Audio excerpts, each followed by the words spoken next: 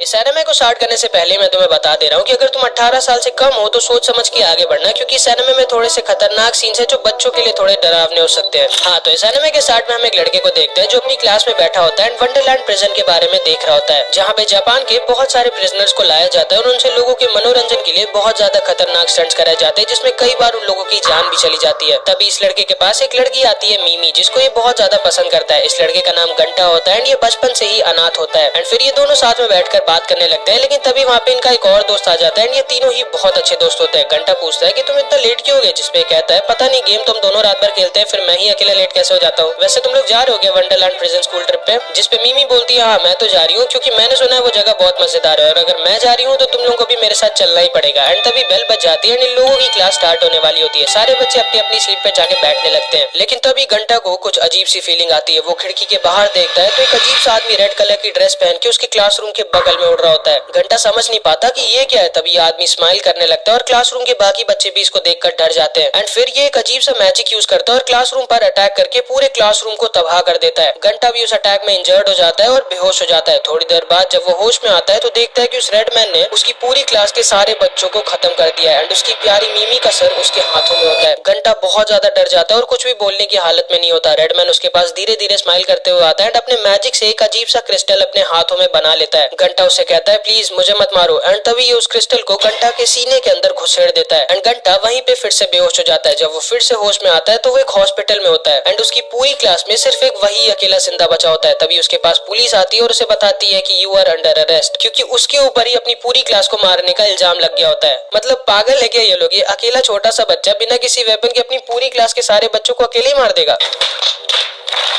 लेकिन पूरे जापान में भी ये न्यूज फैल जाती है कि एक 14 साल के बच्चे ने अपनी पूरी क्लास को मार दिया। घंटा समझ नहीं पा रहा होता कि ये सब क्यों हो रहा है उसके साथ एंड बहुत सारे ऑफिसर्स उसको कोर्ट लेके जा रहे होते हैं। तभी रास्ते में उसको एक आदमी मिलता है जिसका नाम प्रमोटर होता है एंड ये घंटा से कहता है कि तुम चिंता मत करो, मैं तुम्हारा वकील हूँ और मैं तुम्हें बचा लूंगा। जिसको सुन के घंटा बहुत ज्यादा खुश हो जाता है, लेकिन कोर्ट रूम में वो उसको धोखा दे देता है एंड घंटा को ही उल्टा फंसा देता है एंड कोर्ट घंटा को ही दोषी ठहरा देती है और उसे वंडरलैंड प्रिजन में मौत की सजा सुना देती है। घंटा अपना आपा खो देता है और पागलों की तरह चिल्ला चिल्ला कर बताने लगता है कि मैंने ऐसा नहीं किया है, तुम सब पागल हो क्या? एंड तभी वहाँ पे कुछ ऑफिसर्स उसको पकड़ लेते हैं और उसको मारने लगते हैं और तभी वहाँ पे मीमी के पापा भी उसको आकर मारने लगते हैं और उससे कहते हैं तुम्हें नर्क में भी जगह नहीं मिलेगी, तुम एक राक्षस हो। एंड घंटा उनकी बातों को सुनकर बहुत ज्यादा दुखी हो जाता है और हार मान लेता है। नेक्स्ट सीन में हम देखते हैं घंटा को पुलिस वाले वंडरलैंड प्रिजन में ला रहे होते हैं एंड ऊपर से एक लड़की ये सब देख रही होती है। घंटा वंडरलैंड प्रिजन के अंदर कुछ और क्रिमिनल्स के साथ आ जाता है। वहाँ पे इस प्रिजन की जेलर आती है जिसका नाम माकिना होता है एंड वो घंटा से कहती है कि मुझे यकीन नहीं होता कि तुम इतना घटिया काम कैसे कर सकते हो, तुम्हें खुद पर शर्म आनी चाहिए। एंड घंटा चुपचाप ये सब सुन रहा होता है। माकिना सबको वंडरलैंड प्रिजन के बारे में बताती है कि कैसे यहाँ पे उन क्रिमिनल्स को लाया जाता है जिनको मौत की सजा मिली है एंड कैसे उन लोगों को अब लोगों के एंटरटेनमेंट के लिए अपनी जान को खतरे में डालना होगा एंड जो तुम लोगों के गले में कॉलर बंधा हुआ है उससे हम तुम लोगों को हमेशा ट्रैक कर सकते हैं एंड कभी भी मार सकते हैं, तो इसलिए भागने की तो सोचना ही मत। लेकिन तभी अचानक से घंटा से एक लड़का टकरा जाता है एंड घंटा वहीं पे गिर जाता है। वो घंटा का सामान उठाकर उसे देता है और उसे सॉरी कहता है, जिसपे घंटा कहता है कोई बात नहीं। लेकिन तभी माकिना उस लड़के के पास आती है और उससे कहती है मेरे प्रिजन में मेरे सामने अब दोबारा चोरी करने की हिम्मत मत करना एंड वो उस लड़के के सीने को अपनी तलवार से काट देती है। घंटा समझ नहीं पाता है कि ये क्या हुआ। माकिना पलट के सबसे कहती है तुम सबका स्वागत है वंडरलैंड प्रिजन में। एंड इसके बाद हम इस आदमी को दोबारा से देखते हैं जिसका नाम प्रमोटर था, जो माकिमा से कहता है कि तुमने हमारे नए प्रिजनर घंटा को तो देखा ही होगा। जिसपे माकिना कहती है हाँ ये तो एक बच्चा है। जिसपे प्रमोटर उसे कहता है कि मुझे फर्क नहीं पड़ता वो क्या है, मैं चाहता हूँ कि उस लड़के को जल्दी से खत्म कर दिया जाए। जिसपे माकिना उसे पूछती है ऐसा क्यों? जिसपे ये इसे कहता है मैं तुम्हें ये तो नहीं बता सकता, लेकिन हाँ आज शाम को वर्क प्लेस पे मत जाना तुम। एंड माकिना उसकी बात को मान जाती है। शाम में हम देखते हैं कि घंटा वर्क प्लेस में काम कर रहा होता है एंड वो साइलेंटली रो रहा होता है क्योंकि उसको उसके दोस्तों की याद आ रही होती है। वो धीरे से कहता है कि मैं जल्दी से अब बस मरना चाहता हूँ। एंड तभी ऊपर से एक लड़की घंटा के बगल में आके कूदती है और वो उससे कहती है ठीक है मैं तुम्हें मार देती हूँ एंड वो एक आयरन रॉड उठाकर घंटा को जान से मारने की कोशिश करने लगती है।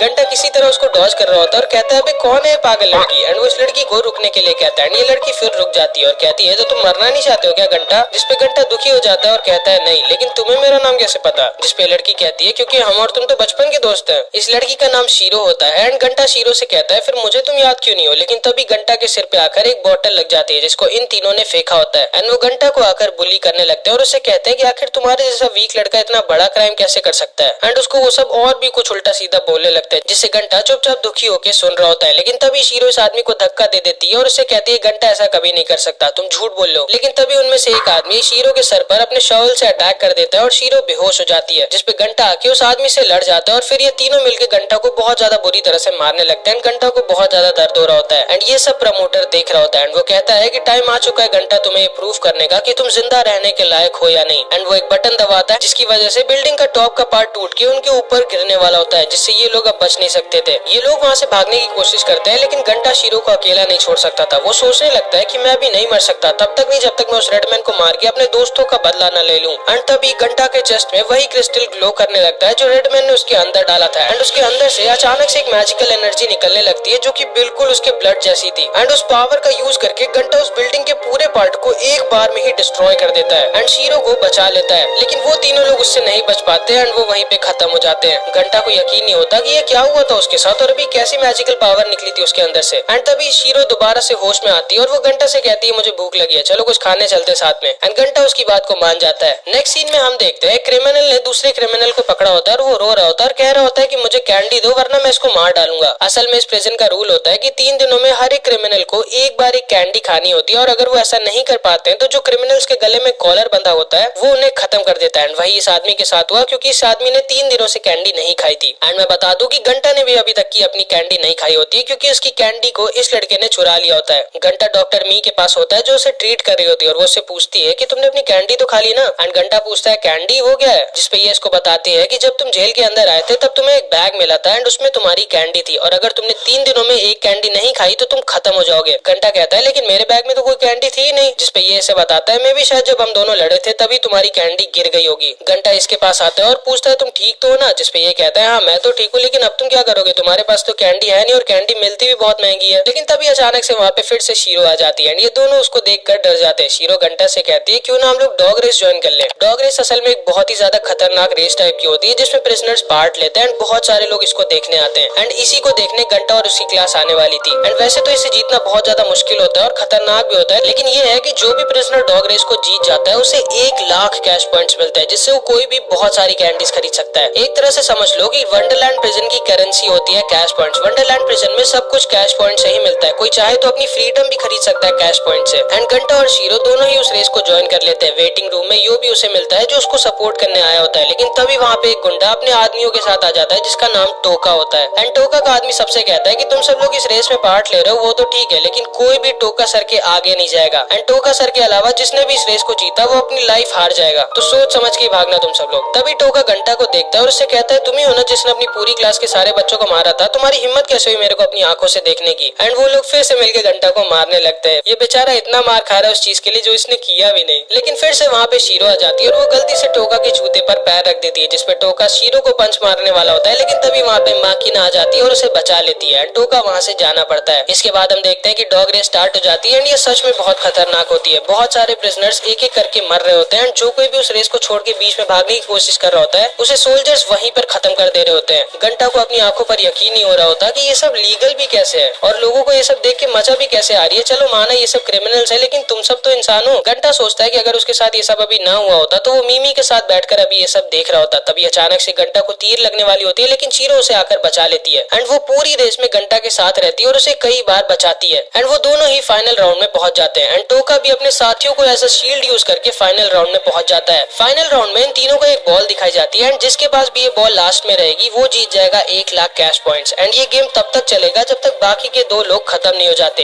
एंड जो स्टेज है उसके ब्लॉक एक एक करके नीचे गिरते रहेंगे एंड नीचे नुकीले कांटे होते हैं, मतलब जो भी नीचे गिरा वो गया। घंटा किसी तरह उस बॉल को पकड़ लेता है एंड टोका पूरी जान लगा के घंटा का पीछा कर रहा होता है एंड लास्ट में वो दोनों एक ब्लॉक में ही खड़े होते हैं। टोका घंटा से कहता है कि चुपचाप मुझे वो बॉल दे दो, तुम्हें डर नहीं लगता है क्या मुझसे। एंड घंटा उससे कहता है ले तेरे को बॉल चाहिए ना, ये ले। एंड वो उसके मुंह पर वो बॉल जोर से मार देता है और वो बॉल उड़ के सीधा शीरो के पास चली जाती है। घंटा टोका से कहता है मैं वैसे ही मरने वाला हूँ, मैं क्यों डरूंगा तुझसे। लेकिन तभी शीरो और टोका दोनों के ही नीचे का ब्लॉक गिरने वाला होता है। टोका भाग के बचने की कोशिश करता है लेकिन वो फिसल जाता है और नीचे गिरकर खत्म हो जाता है। और इधर हम देखते हैं कि शीरो किसी तरह ब्लॉक को पकड़ी होती है और वो बहुत ज्यादा इंजर्ड हो चुकी होती है। घंटा उसे बचाने आता है और रियलाइज करता है कि शीरो तो कभी इस गेम को जीतना चाहती ही नहीं थी, वो स्टार्टिंग से ही बस घंटा की मदद करना चाहती थी। एंड तभी शीरो ने जिस ब्लॉक को पकड़ा होता है वो भी गिर जाता है एंड उसके साथ साथ शीरो भी नीचे गिरने वाली होती है, लेकिन वो उस बॉल को घंटा की तरफ फेंक देती है और उससे कहती है कैच। लेकिन घंटा पागल थोड़ी होता है, वो एक बॉल के लिए इतनी सुंदर लड़की को थोड़ी छोड़ेगा एंड वो बॉल की जगह शीरो को पकड़ लेता है और वो बॉल नीचे गिरकर फूट जाती है। एंड अब क्योंकि बॉल ही फट गई है तो वो कंपटीशन रद्द हो जाता है और कोई भी 1 लाख कैश पॉइंट्स नहीं जीतता। लेकिन घंटा घंटा शीरो को देखकर बहुत ज्यादा खुश होता है कि चलो वो तो सेफ है। अगले दिन घंटा का लास्ट डे होता है, वो अकेले अपने जेल में बैठा होता है और बहुत ज्यादा डरा हुआ होता है। घंटा को एक कैंडी दे देता है और उससे कहता है कि मेरी वजह से तुम्हारी कैंडी खोई थी, तो ये लो मेरी तरफ से तुम्हारे लिए एक गिफ्ट। इधर हम देखते हैं घंटा और यो साथ में बैठकर आइसक्रीम खा रहे होते हैं। घंटा को उसके दोस्तों की याद आ रही होती नहीं होता कि रेडमैन यहाँ क्या कर रहा है। रेडमैन नीचे आता है और मजे मजे में लोगों को मारने लगता है। यो भी रेडमैन को देखकर शॉक रह जाता है कि इस आदमी के पास सुपर पावर कैसे है, लेकिन तभी रेडमैन के एक अटैक से यो इंजर्ड हो जाता है और दूर जाकर गिर जाता है। एंड यो की हालत को देखकर घंटा पागल हो जाता है और उसको फिर से वही सब पुराने सीन्स याद आने लगते हैं जब रेडमैन ने उसके दोस्तों को मारा था। एंड फिर से उसके अंदर से वही मैजिकल एनर्जी निकलती है। एंड घंटा अपनी पूरी मैजिकल पावर का यूज करके रेडमैन के ऊपर एक ब्लड बुलेट अटैक कर देता है, जिससे रेडमैन वहीं पर रुक जाता है। प्रमोटर भी ये सब देख रहा होता है और उसको उसकी आंखों पर यकीन नहीं होता कि घंटा ने अपने अटैक से आखिर रेडमैन को हिला भी कैसे दिया, क्योंकि मैं बता दूं रेडमैन एकदम गॉड लेवल स्ट्रॉन्ग है। घंटा उसकी तरफ गुस्से में भागता है, लेकिन रास्ते में वो बेहोश हो जाता है। रेडमैन उसे दूर से देखकर स्माइल करता है और वहाँ से फिर चला जाता है। यो समझ नहीं पा रहा होता कि आखिर घंटा ने मैजिकल अटैक यूज कैसे किया, और इधर प्रमोटर खुशी के मारे पागल हो चुका है क्योंकि उसे पता था घंटा स्ट्रॉन्ग है, लेकिन इतना स्ट्रॉन्ग है ये उसे नहीं पता था। अगले सीन शीरो के बगल में कुछ सोल्जर्स भी बैठे होते हैं एंड उनमें से एक कहता है कि मैंने सुना था जिसने आज हम लोगों पर अटैक किया था वो रेडमैन था, एंड कहा जाता है कि वो वंडरलैंड प्रिजन के जी ब्लॉक में कैद है। एंड ये चीज सुनते ही घंटा उठता है और जी ब्लॉक की तरफ भागने लगता है और शीरो भी उसके पीछे पीछे भाग रही होती है। इधर हम देखते हैं कि माकिना ने भी देखा था कि घंटा ने कुछ मैजिकल पावर का यूज किया था एंड वो सबसे कहती है कि घंटा बहुत ही ज्यादा डेंजरस है एंड हमें तुरंत ही उसे एग्जीक्यूट करना होगा। एंड वो एक किलर मशीन को घंटा को मारने के लिए भेज देती है। इधर हम देखते हैं घंटा और शीरो को रास्ते में यो मिलता है एंड घंटा उसे बताता है कि जिस रेडमैन ने आज हम लोगों पर सुबह सुबह अटैक किया था उसी ने मेरे सारे दोस्तों को मारा था एंड वो यहीं पे कहीं जी ब्लॉक में है। यो कहता है लेकिन वंडरलैंड प्रिजन में तो कहीं जी ब्लॉक सीन आ जाती है घंटा को खत्म करने के लिए। घंटा शीरो से कहता है कि प्लीज अभी मेरे पे गुस्सा मत करो वरना आप जिंदगी में मेरे पे गुस्सा नहीं कर पाओगी। एंड शीरो उसकी बात को मान जाती है और सामने लगी जाली पर एक जोर की किक मार के उसे तोड़ देती है। एंड तभी वो रोबोट उनकी तरफ एक मिसाइल लॉन्च कर देता है, लेकिन घंटा, यो और शीरो किसी तरह वहाँ से बच के निकल जाते हैं। फिर वो तीनों अंडरग्राउंड के रास्ते किसी तरह जी ब्लॉक के सामने पहुंच जाते हैं, जिसके बारे में पूरी दुनिया को कुछ नहीं पता होता सिवाय कुछ लोगों के। माकिना बहुत ज्यादा गुस्सा हो जाती है क्योंकि वो तीनों उसके चंगुल से भाग गए होते हैं एंड वो लोग अब किसी रीजन की वजह से उन तीनों को ही ट्रैक नहीं कर पा रहे होते हैं। घंटा अपने सामने जी ब्लॉक का गेट देख रहा होता है, लेकिन तभी अचानक से एक दूसरा रोबोट उन लोगों के सामने आ जाता है एंड उन लोगों पर मिसाइल से अटैक कर देता है। एंड ये जो रोबोट होता है ये पहले वाले से भी ज्यादा स्ट्रॉन्ग होता है। वो रोबोट घंटा की तरह जिसने इतने बड़े रोबोट को एक किक में उड़ा के फेंक दिया। शीरो गुस्से में घंटा से कहती है तुमने ये क्यों कहा था कि रेडमैन ने तुम्हारे सारे दोस्तों को मार दिया था, मैं तो अभी जिंदा हूँ, मैं तुम्हारी दोस्त नहीं हो गया। यो समझ जाता है कि ये लड़की है तो बहुत स्ट्रॉन्ग लेकिन दिमाग की थोड़ी सी कम है। घंटा चला होता है, लेकिन तभी अचानक से उस रोबोट का सर बीच से कट जाता है एंड बगल में एक बहुत बड़ा ब्लास्ट होता है जिसमें से एक हंसता हुआ आदमी बाहर निकलता है जिसके पास रेडमैन और घंटा जैसी ही ब्लड मैनिपुलेशन पावर होती है। घंटा को लगता है कि यही रेडमैन है एंड वो उस आदमी की तरफ गुस्से से भागता है, लेकिन ये आदमी बहुत स्ट्रॉन्ग होता है एंड रास्ते में ही अपने मैजिकल अटैक से घंटा को बहुत ज्यादा इंजर्ड कर देता है। एंड वो घंटा से कहता है कि तुम तो वुडपेकर हो ना एंड हमारी फाइट तो कल है शायद। घंटा को कुछ भी समझ में नहीं आता तो वो एक लोहे की रॉड को उठाकर क्रो की तरफ भागने लगता है, लेकिन क्रो रास्ते में अपना मैजिक यूज करके उसकी आयरन रॉड को स्लाइसेस में काट देता है और घंटा नीचे गिर जाता है। वो समझ जाता है कि वो उसको नहीं हरा सकता। क्रो उसके पास आके कहता है मुझे ये तो पता था तुम वीक हो, लेकिन इतने वीक हो ये मुझे नहीं पता था, तुम तो अपनी पावर तक यूज नहीं कर पा रहे हो। एंड ये कह के वो वहाँ से जाने लगता है। घंटा समझ जाता है कि वो अपनी पावर को बिना यूज किए इसको नहीं हरा सकता। घंटा अपनी पूरी जान लगा देता है एंड वो पहली बार अपने आप अपनी पावर को कंट्रोल कर पा रहा होता है एंड वो क्रो के ऊपर भी एक ब्लड बुलेट अटैक कर देता है। क्रो उसे अपनी पावर से रोकने की कोशिश करता है, लेकिन वो बुलेट बहुत ज्यादा स्ट्रॉन्ग होती है एंड वो उसके ब्लड एक्स को तोड़ के उसके सीने पे जाके लग जाती है, जिससे क्रो के चेस्ट पे थोड़ी सी इंजरी हो जाती है। क्रो कहता है बहुत अच्छे, तो तुम हो थोड़े बहुत स्ट्रॉन्ग, अब मुझे समझ में आया कि तुमने अपनी पूरी क्लास को अकेले कैसे मारा था। जिसे सुन के घंटा कंफ्यूज हो जाता है और वो समझ जाता है कि अभी ये तो है ही नहीं रेडमैन, में फालतू लड़ रहा हूँ इससे। घंटा कहता है कि अगर तुम रेडमैन नहीं हो तो तुम फिर ये पावर कैसे यूज कर पा रहे हो, जिसपे ये इससे कहता है कि तुम्हें सच में लगा था कि पूरी दुनिया में सिर्फ तुम और रेडमैन ही अकेले डेडमैन हो।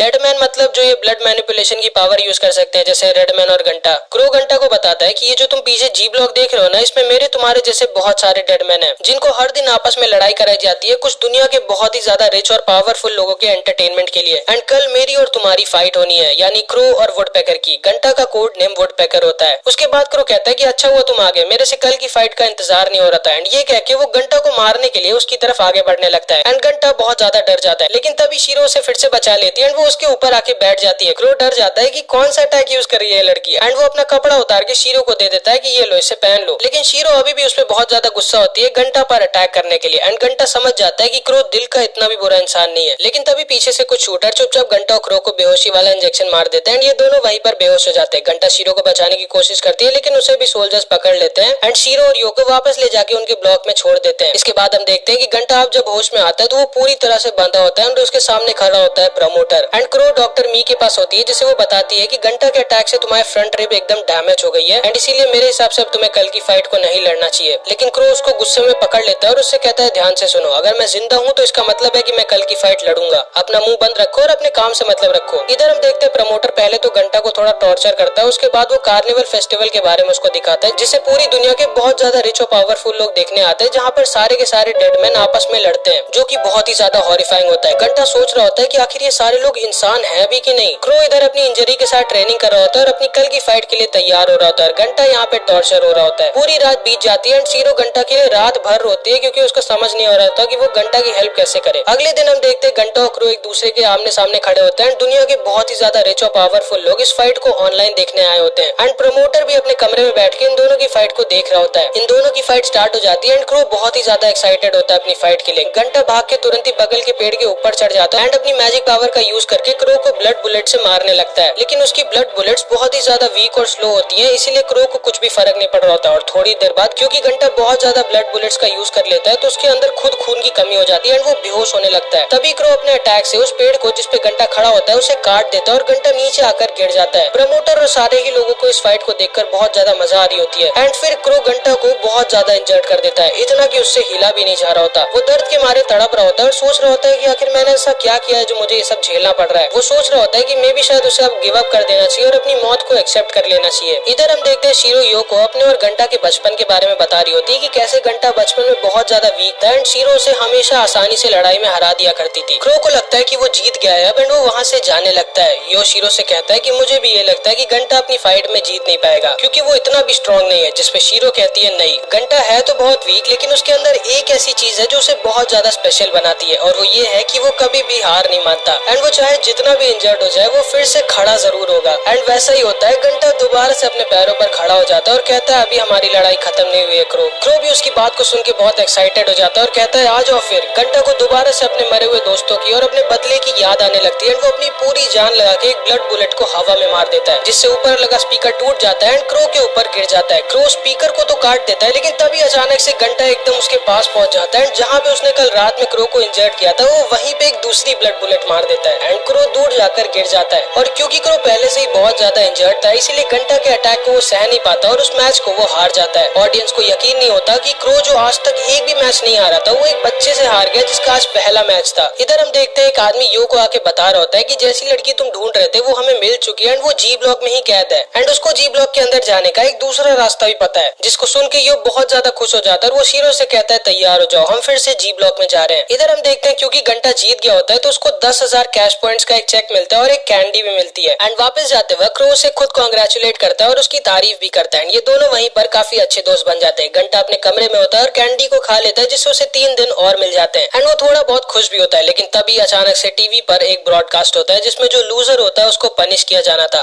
एंड क्योंकि क्रो उस मैच को हार गया था इसीलिए उसे पेनल्टी देनी होगी एंड ये कोई मामूली पेनल्टी नहीं होती। उसके सामने एक मशीन को चलाया जाता है एंड क्रो को कहना होता है स्टॉप एंड वो मशीन जिस भी चीज पर रुकेगी वो उसको देना पड़ेगा एंड ये मशीन रुकती है राइट आई पर, जिसका मतलब था कि क्रो को अब अपनी राइट आई देनी पड़ेगी एज अ पेनल्टी एंड मी लाइव टीवी पर ही सर्जरी करके क्रो की राइट आई को निकाल लेती है जिसको देखकर घंटा को उल्टी आ जाती है। इधर हम देखते हैं जी ब्लॉक के कंट्रोल रूम पर शीरो अकेले ही अटैक कर देती है एंड यो जी ब्लॉक के हेडक्वार्टर्स पे कॉल करके शीरो को ही फंसा देता है। वो कहता है कि कंट्रोल रूम पर अटैक हुआ है एंड जितने भी ट्रूप्स हैं सबको कंट्रोल रूम में भेज दे ताकि वो आसानी से जी ब्लॉक के अंदर घुस सके एंड उसी वजह से जितने भी आर्म सोल्जर्स थे वो सब के सब शीरो को जाके पकड़ लेते हैं एंड यो शीरो को धोखा देकर जी ब्लॉक के अंदर घुस जाता है। इधर हम देखते हैं घंटा की हालत बहुत खराब होती है क्रो के साथ जो हुआ उसको देखकर। तभी उसको आवाज आती है किसी लड़की के चिल्लाने की। घंटा उधर भागता है तो देखता है कि एक मोटा सा आदमी एक लड़की से कह रहा होता है कि लाओ मुझे फूल दे दो, मुझे भूख लगी है। लेकिन ये लड़की इसको मना कर रही होती है। तभी घंटा उसको अपना खाना दे देता है और कहता है लो मेरा खाना खा लो। और भाई ये खाने के साथ साथ उसकी प्लेट भी खा जाता है एंड ये दोनों वहाँ से बच के निकल जाते हैं एंड इस लड़की के कमरे में आ जाते हैं जहाँ पर ढेर सारे फ्लावर्स लगे थे। असल में इस लड़की को फ्लावर्स बहुत ज्यादा पसंद होते हैं। घंटा कहता है कि तुम्हारा रूम तो बहुत सुंदर है, जिसको सुन के ये लड़की थोड़ा शर्मा जाती है एंड घंटा को थैंक यू बोलती है उसके फ्लावर्स को बचाने के लिए एंड वो उससे पूछती है कि तुम ही हो ना जिसने क्रो को हराया था, जिसपे घंटा कहता है हाँ और वो उसे बताता है कि ये जगह पागलों से भरी हुई है एंड उससे पूछता है कि तुम यहाँ कैसे पहुंची, जिसपे ये लड़की घंटा को बताती है कि बचपन में उसके पापा उसकी मम्मी के खत्म होने के बाद उसको बहुत ज्यादा मारा करते थे एंड एक दिन उसको लग रहा था कि उसके पापा उसकी जान ही ले लेंगे, तभी उसके अंदर अचानक से डेडमैन की पावर आ गई एंड उसका यूज करके इसने अपने पापा को खत्म कर दिया। एंड वो तब से अभी तक इस जेल में। एंड वो उससे कहती है कि मैं बस यहाँ से बाहर जाना चाहती हूँ और अपने भाई से मिलना चाहती हूँ। एंड पता है इसका भाई कौन है? यो। एंड यो इसी को ढूंढने के लिए जी ब्लॉक में घुसा है एंड इसी की फ्रीडम के लिए यो इतने सालों से कैश पॉइंट्स जमा कर रहा होता है। घंटा उसे कहता है चलो हम लोग यहाँ से भागने की कोशिश करते हैं एंड वो टाकामी को लेकर वहाँ से भागने लगता है, लेकिन जी ब्लॉक में हर तरफ बहुत सारे गार्ड्स होते हैं, इसीलिए वो दोनों क्या वहाँ से कोई भी नहीं भाग सकता एंड वो लोग फेल हो जाते हैं। अगले दिन घंटा की दूसरी फाइट होती है। घंटा को पता चलता है कि उसकी अपोनेंट कोई और नहीं बल्कि टाकामी ही होती है। एंड इसके बाद जो हुआ वो बहुत ही ज्यादा शॉकिंग था, जो कि हम अगले पार्ट में देखेंगे, जो कि मैं तुरंत ही अपलोड कर दूंगा जैसे इस वीडियो पे 50 कमेंट्स आ जाएंगे। तो कुछ भी कमेंट्स